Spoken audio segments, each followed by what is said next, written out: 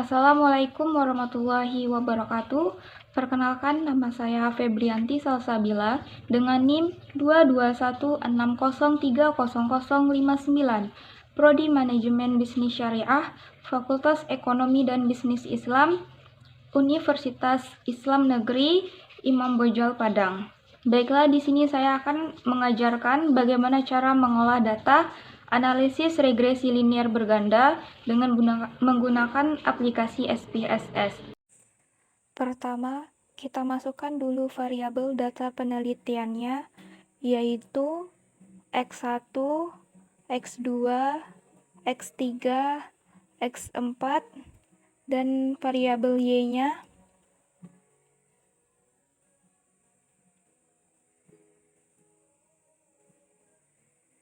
Selanjutnya, measure-nya kita ubah semuanya menjadi scale. X1-nya scale, X2-nya kita ubah scale, X3-nya scale, X4-nya scale, dan variabel Y-nya scale.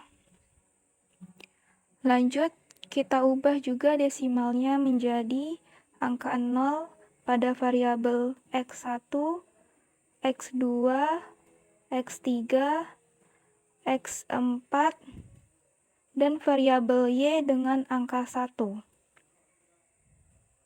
Karena pada variabel Y nilainya berkoma.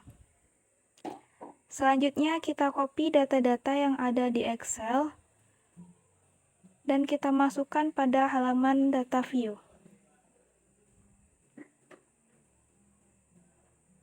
Setelah kita memastikan bahwa data-data yang kita masukkan itu telah benar, maka kita akan mulai melakukan uji regresi dan sekaligus uji asumsi klasik dengan satu kali jalan.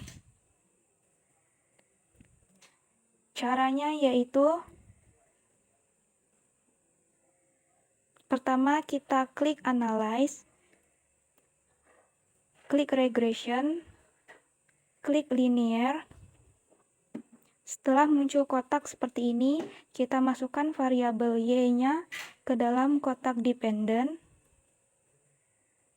dan variabel X1, X2, X3, dan X4-nya kita masukkan ke dalam kotak independen.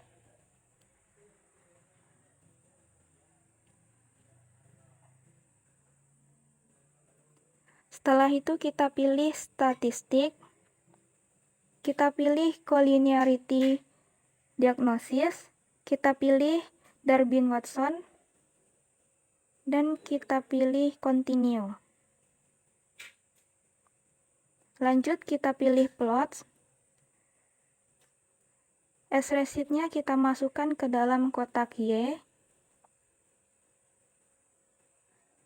dan Z-rate-nya kita masukkan ke dalam kotak X.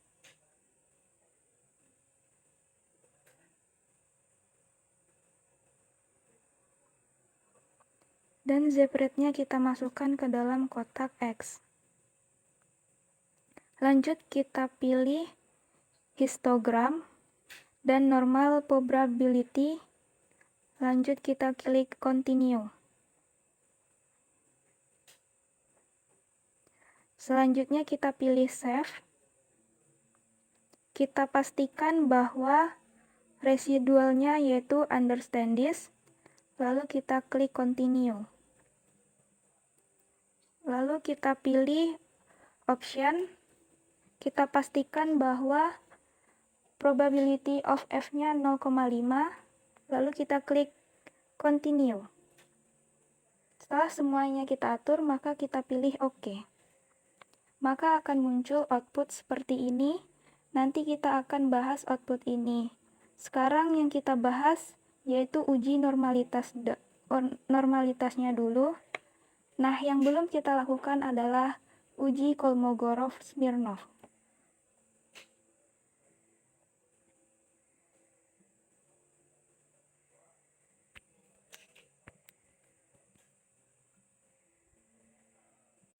Langkah-langkah untuk melakukan uji Kolmogorov yaitu klik Analyze, kita pilih Non-Parametric Test, lalu kita pilih Legacy Dialog, kita pilih One Sample KS atau One Sample Kolmogorov-Smirnov.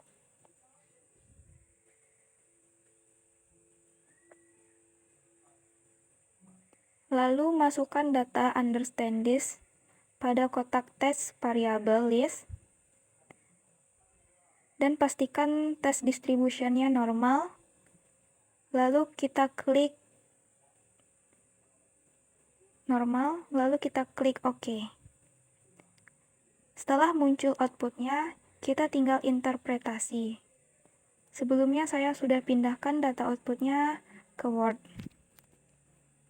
Selanjutnya, kita interpretasikan hasil dari output uji normalitas, multikolinearitas, dan heteroskedastisitas. Kemudian kita lakukan uji regresi berganda melalui hipotesis koefisien determinasi dan membangun persamaan regresi. Sebelumnya kita masuk dulu ke uji asumsi klasik dulu, yaitu kita akan masuk ke uji normalitas.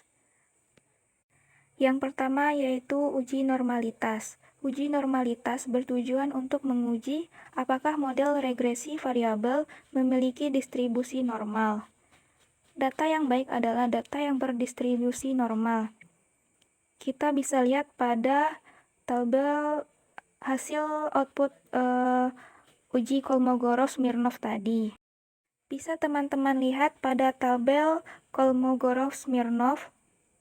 Di sini nilai sig-nya yaitu 0,20.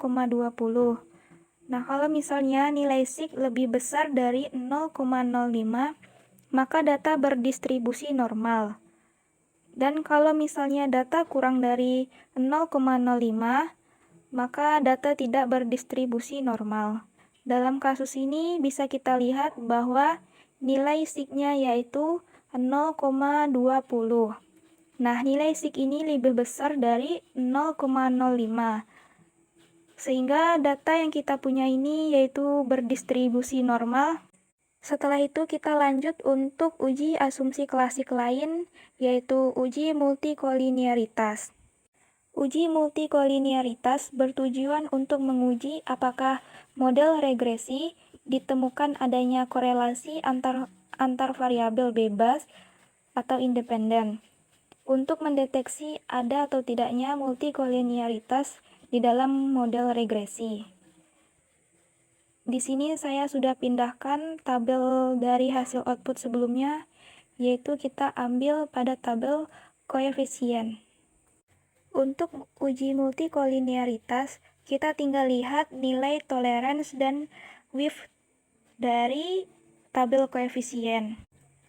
Jika tolerance value di bawah 0,010 dan width di atas 10, maka terjadi multikolinearitas. Berdasarkan tabel di atas, diketahui bahwa untuk variabel X1, toleransinya yaitu 0,026, yang berarti di bawah dari 0,10, dan width-nya yaitu 38,49, yang berarti di atas dari 10, maka untuk X1 telah terjadi multikolinearitas. Selanjutnya pada X2, nilai toleransinya yaitu 0,04, artinya di bawah dari 0,10, dan nilai width-nya yaitu 254,42, yang artinya di atas dari 10, maka X2 telah terjadi multikolinearitas.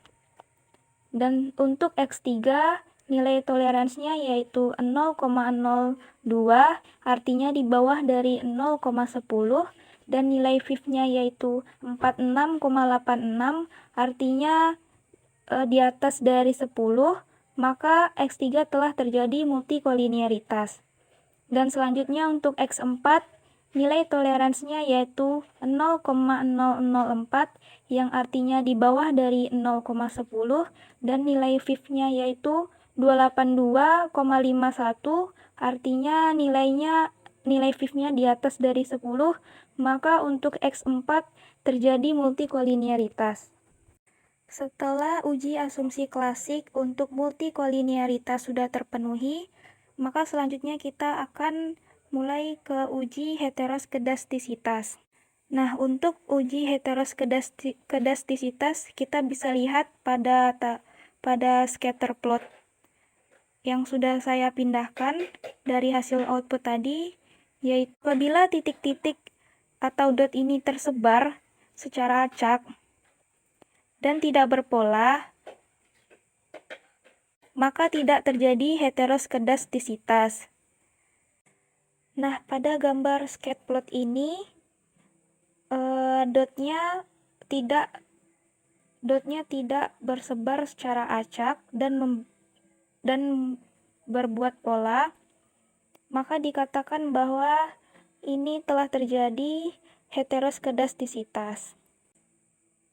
Setelah uji asumsi klasik telah kita lakukan, maka kita akan melakukan uji F dan uji T untuk kunci F. Kita lihat pada tabel ANOVA.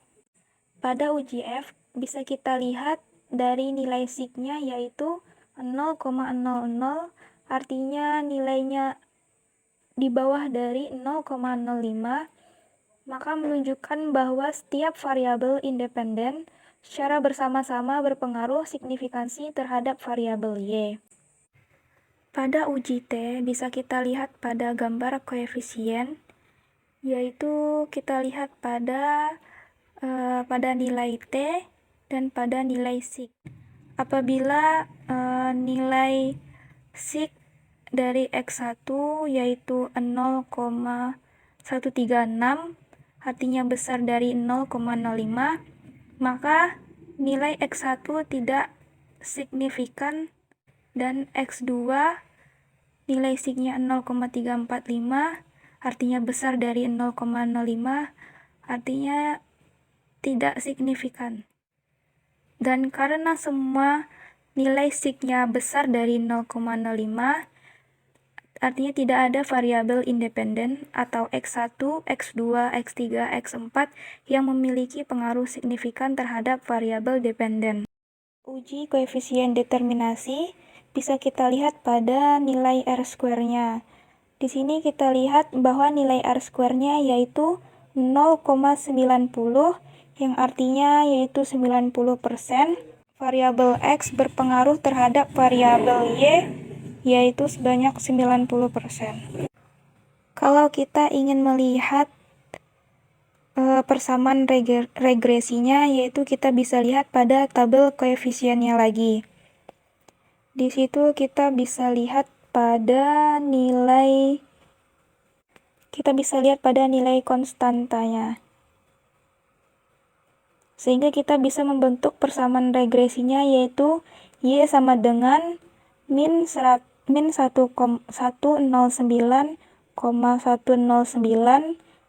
ditambah 3,791 X1 ditambah 2,731 X2 ditambah 2,083 X3 dan ditambah 1,407 X4. Mungkin hanya itu saja teman-teman yang bisa saya ajarkan tentang bagaimana cara melakukan uji regresi berganda sekaligus uji asumsi klasik. Untuk lebih pahamnya, teman-teman bisa saja langsung mencobanya. Dan mungkin hanya ini yang bisa saya jelaskan. Terlebih dan terkurang saya mohon maaf. Saya akhiri dengan wassalamualaikum warahmatullahi wabarakatuh.